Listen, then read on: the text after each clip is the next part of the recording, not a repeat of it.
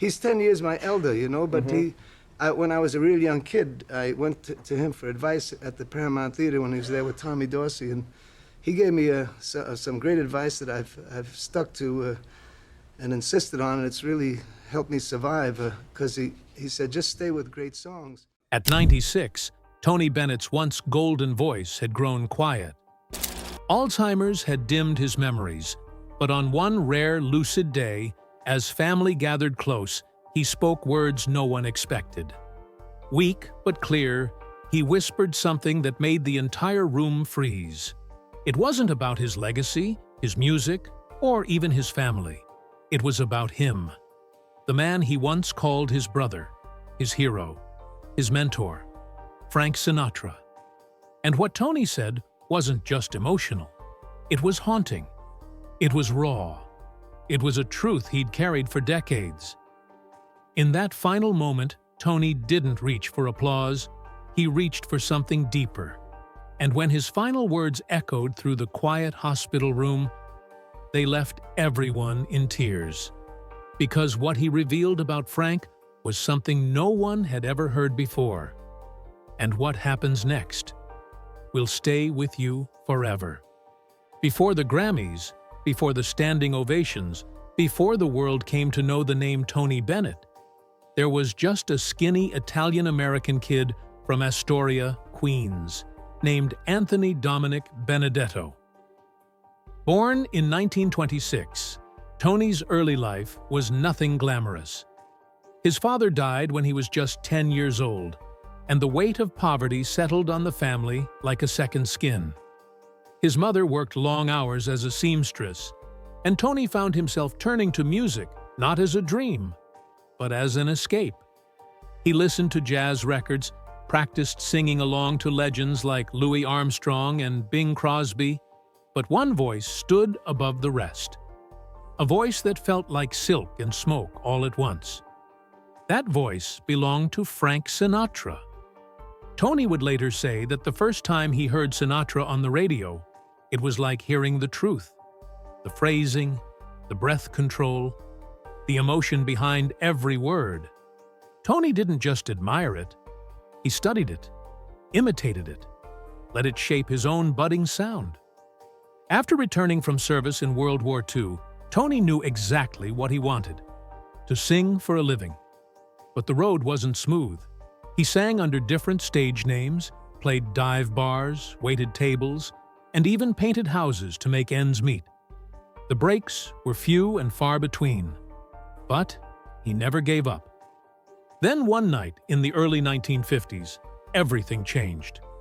Backstage at the Paramount Theater in New York, Tony, now performing under the name Tony Bennett, was introduced. Tony Bennett is the best singer in the business.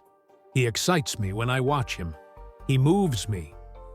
Those few lines lit the fuse on Tony's rocket. But beneath the headlines and sold-out shows, something deeper began to take root. Tony didn't just admire Frank. He felt a profound loyalty to him. There was no jealousy, no attempt to outshine the chairman of the board. Tony saw Sinatra as a mentor, a guide, a man who had paved the way. And Frank, in turn, saw in Tony something pure, a respect for the craft, a heart that sang not for fame, but for truth. The bond that formed between them after that quote was quiet but unbreakable. They didn't need to talk every day. They didn't pose for the press, but they showed up for each other. Tony once said that Frank was the best friend a man could ask for in this business. And he meant it. While other entertainers jockeyed for attention and clung to egos, Frank and Tony carved out a different kind of connection. One built not on competition, but respect. They didn't just meet at galas or talk shop in studios. They broke bread together, shared dinners with their families, told stories over wine and laughter. They talked about music, yes, but also about life, about struggle, about love. Tony said Frank had a way of making people feel like they mattered, even in a room full of stars. But he also said Frank had a darkness in him, a loneliness that fame couldn't cure. And it was in those private moments, away from flashing cameras, that Tony became more than a colleague. He became a brother. When Sinatra's career wobbled in the early 70s and critics declared him outdated, Tony was one of the few who never bought into the noise. He told anyone who'd listen, Frank's voice. It wasn't just a compliment. It was a window into the heart of a man who rarely let anyone see behind the armor. Their friendship was never for show. It was real. It was enduring. And in an industry known for betrayal and vanity, that kind of bond was more valuable than platinum records. It was the kind of connection that didn't need cameras to exist. Just trust and mutual admiration. And somewhere in the middle of all the noise, they found a kind of quiet only true friends can share. In May of 1998, the music world stood still. Frank Sinatra, the voice that had once defined an era, was gone. At 82 years old, Old Blue Eyes passed away from a heart attack in Los Angeles. And just like that, the room fell silent. Headlines lit up, tributes poured in, but one man was noticeably quiet: Tony Bennett. The news hit him harder than most could imagine. Frank wasn't just a fellow singer or a passing friend. He was a pillar in Tony's life, a guiding light, a man who had shaped his very path. At Frank's funeral, Tony kept to himself. Sunglasses masked his eyes, but not the grief behind them. He didn't want to speak, didn't want to sing.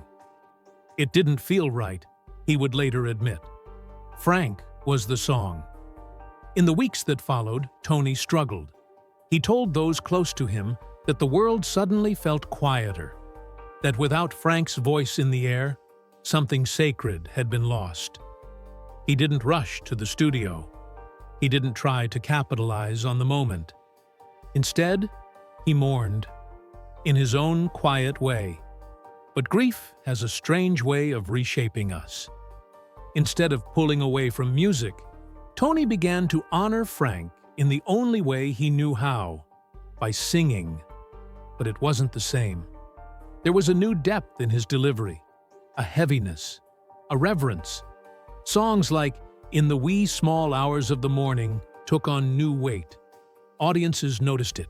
Critics wrote about it. But most of all, Tony felt it. Every note was a whisper to Frank. Every lyric a memory. He never announced tributes, never made it a spectacle. But the influence was everywhere. In the phrasing, in the suits, in the silence between verses. There was one night in particular, during a live show, when Tony paused before a Sinatra cover. He looked out at the crowd and simply said, "This one's for my friend. I miss him every day." Then he sang "One for My Baby." Not a dry eye in the house.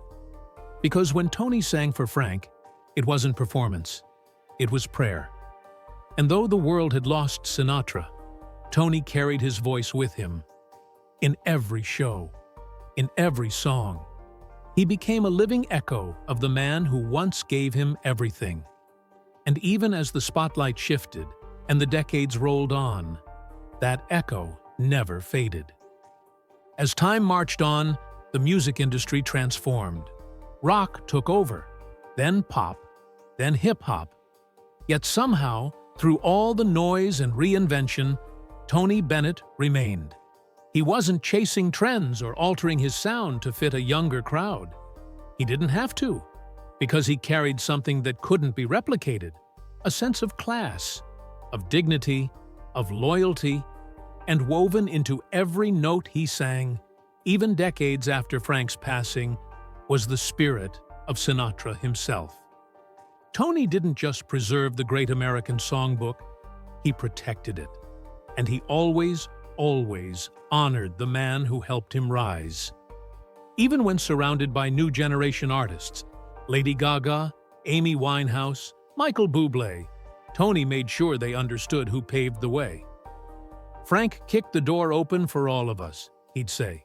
"He was the gold standard." That wasn't just a soundbite. It was gospel to him. Tony spoke of Frank not as an idol, but as a blueprint for how to survive the industry with your soul intact. When asked in interviews what Frank meant to him, Tony never hesitated. "He saved me," he'd often reply, and that wasn't a metaphor. In the late 70s, when Tony faced a dark period, career decline, financial struggles, even a near-fatal overdose, it was Frank who pulled him back. Not with headlines, but with phone calls, with kindness, with belief. And Tony never forgot it. He never cashed in on the friendship, never sold a tell-all, never gossiped. Even when rumors swirled about Sinatra's temper, his connections, his flaws, Tony remained silent. Not out of fear, out of loyalty. "Frank was human," he said once, "but he was good. Deep down, he had a heart bigger than the room." Loyalty like that was rare in show business, and Tony embodied it until the very end. He dressed like Frank, carried himself with the same old-school elegance, never used vulgarity on stage, always honored the audience, always respected the music. He wasn't trying to be Sinatra. He was trying to honor Sinatra. And in doing so, he became something else entirely. Not just a singer, but a symbol. A reminder that integrity still had a place in the spotlight. And that brotherhood in music wasn't just possible. It could last a lifetime. In his final years, something extraordinary happened. Alzheimer's had started to take Tony Bennett's memory, piece by piece. Faces became foggy. Places became unfamiliar. Even names, those closest to him, would sometimes slip away. But the music never left. Not once. Not a single lyric. Not a single note. His brain might have forgotten yesterday, but it remembered every bar of "I Left My Heart in San Francisco" and every whispered phrase of a Sinatra ballad. Doctors were stunned. Scientists couldn't explain it. But anyone who knew Tony already understood, music wasn't something he learned. It was who he was. In 2021, Tony made one final appearance at Radio City Music Hall. The show, a celebration of his 95th birthday, was billed as a farewell. On stage beside him was Lady Gaga, his younger collaborator and dear friend. She watched closely, never sure if he'd remember the set list or her name. But then, the lights came up. The band started. And just like that, Tony Bennett returned. Not the fragile man with fading memories, but the legend, the master, the last of his kind. He didn't miss a beat. He didn't miss a word. The audience, aware they were witnessing history, held their breath between every note. And when Tony performed Sinatra classics, like "Fly Me to the Moon" or "The Lady is a Tramp," something changed in him. He straightened his posture. He smiled in a way that only happened during those songs. It was as if Frank was right there, stage left, watching from the wings. In interviews afterward, Gaga said, "He knew those songs were for Frank." He didn't have to say it. You could feel it. Backstage after the show, Tony reportedly became quiet. He looked out at the curtain one last time and whispered, "That was for him." No one needed to ask who him was. They all knew. Frank was still with him, in the melody, in the rhythm, in the silence that followed each encore. Tony never feared forgetting the world. What scared him was forgetting Frank. But he never did. Even as the disease progressed, he'd still say Sinatra's name, still light up when one of his records played, still sing the lyrics as if they were tattooed on his soul. Because to Tony, those weren't just songs, they were memories. And that final stage wasn't just a goodbye to fans.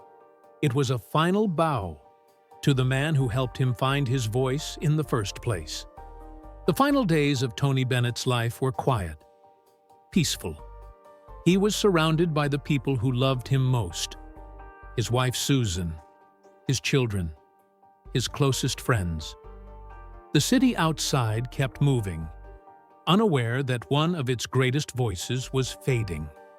In the soft light of his room, jazz played gently in the background. And though Tony's body was weak and his memory often gone, there were moments, brief, golden moments, when clarity returned like a spotlight. His family described it like watching clouds part for just a second. And in one of those rare windows, Tony spoke. With surprising strength, he turned to his son Danny and said, "Tell Frank, I did my best." At first, the room went still. No one breathed. The words hung in the air, delicate and devastating. Then came the tears. Those weren't just final words. They were a final confession, a message, a promise fulfilled. Tony Bennett, the man who once idolized Frank Sinatra from a tiny apartment in Queens, was reaching across time to the one person who had seen something in him before the world ever did. It wasn't about fame, or fans, or accolades. It was about Frank, his hero, his brother, the man who told him he had the goods, the man who stood beside him through decades of change, triumph, and hardship. In those 5 words, "Tell Frank I did my best," Tony was saying everything he had carried for a lifetime: gratitude, loyalty, love. He didn't say, "I made it." He didn't say, "I was the best." He said, "I did my best."